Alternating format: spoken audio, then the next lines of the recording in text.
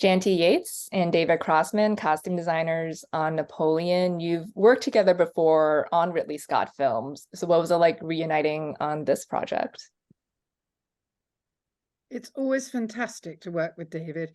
I've known him for 100 years, and basically we first worked together in 2001, and I could think of no one better to do the military in any film. Yeah, David, you're like a military scholar, right?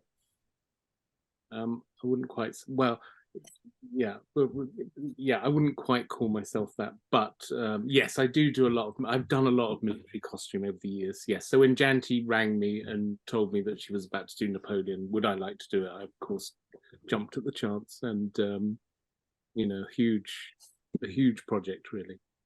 Mhm. How familiar were either of you with Napoleon before this film? Only as a person in the street, literally. I'm sure David was a lot more familiar. Mhm. I had a sort of working knowledge, but not a really deep knowledge. And as soon as I knew that it was going to happen, then I started looking at it, and in more detail. And it's always the case with these things. Once you start researching them, you just realize how much you don't know about things, and how much we had to know before we started in order to get all the things made, because there were so many different areas to make for the film. Mhm.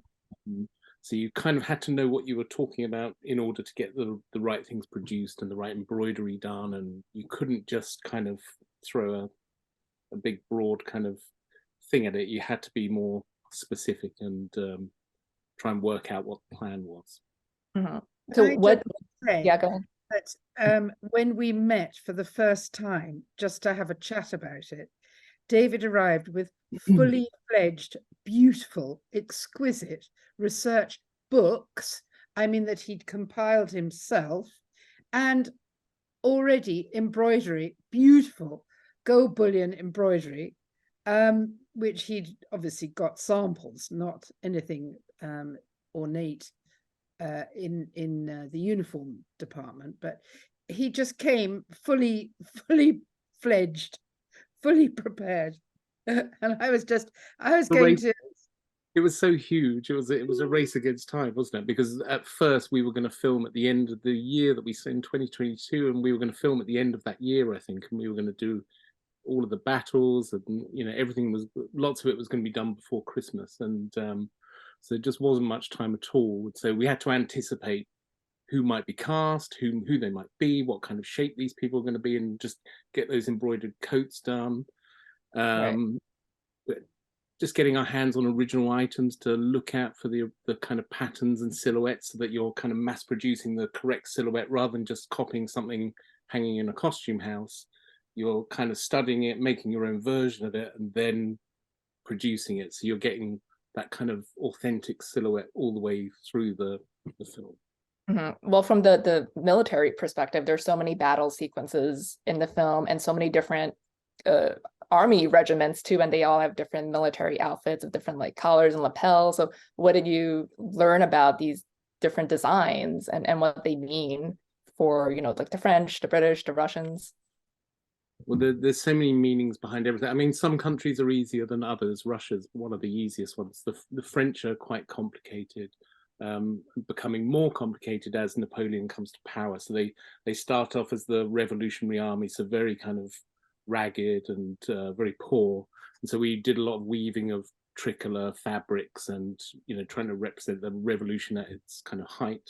And then it kind of progresses through the 1790s. Napoleon becomes emperor, the grand army is formed, the uniforms get nicer. In real life, generals were going bankrupt, paying for their own uniforms, whereas Napoleon remained relatively simple in his look, as a kind of foil to all these men around him who were just spending endless amounts of money on uniforms. How many uniforms do you estimate you made? Because there's so many extras like background soldiers and everything. 3. No, we made about 4,000. It was 4,000. Oh my gosh. around the 4,000 kind of mark. Yeah. So Incredible. all of that's a worry, because when you make that many things, it comes away from a factory looking very new and very. So all of that has to be processed and go through breakdown, all the gold, all the whites, all the. So it was just logistically, but you wanted to kind of retain the beauty of the period, because we're all looking at these lovely portraits of the time and all these great paintings done by Napoleon's artists around him, and they're almost like reference photos. And so you want some of that to come across rather than just being lots of people. You want some of the character and the. Yeah, for sure. And you definitely see that with the different people in the armies. So, well, Janty, from your perspective, doing, you know, a lot of the non-military stuff, what did your research entail? Well, we call it civilian. Well, basically, David and I were following each other around France and going to all the same museums, but at different times. And basically, I mean, France was amazing what it offered up. I mean, from just even the military museum there, and then the military museum in Provence, which was spectacular. Fontainebleau, Malmaison, and all the other French museums that were sort of just of the lifestyle and how everything changed so radically, became empire, from corsets to you know, corsets and big hoop skirts, through to this very, very sexy, alluring line, certainly, well, for the men as well as the women, much narrower, much more slender, much more sexual, with the beautiful seam under the bust, no underwear, hardly, just a little shift. I mean, we even went to the Jane Austen Museum in Bath.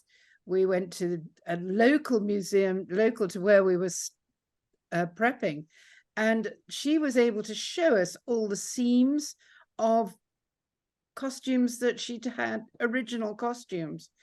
And David also got a wonderful selection of originals that he was able to base his looks on. Interesting. Yeah, it was almost like a fashion revolution, like after it was a huge fashion revolution, huge. And you know, only now, really, in retrospect, do you realize, you know, throwing off corsets that have been there for years, decades, and just wearing nothing was quite extraordinary. I mean, obviously our crowd was corseted, and it was, you know, we had a mixture. It was more the elite, the upper classes, just generally it was the empire line only came in really then with them, and then it filtered down, obviously. Yeah. I want to talk about the coronation outfits of Napoleon and Josephine, just so opulent, ornate, like that long train. It was like fur, white and red. Like, what went into those costumes in the design? A huge amount of work. With David handing over me with his whip, going, we must do it properly. And in fact, we'd had quotes from France, quotes from Spain, because there's still gold bullion embroidery being done because of the, you know, the huge religious following over there. And they were incredibly expensive. And a contact of ours who just had this wonderful man and this family in Pakistan, he would send us photos.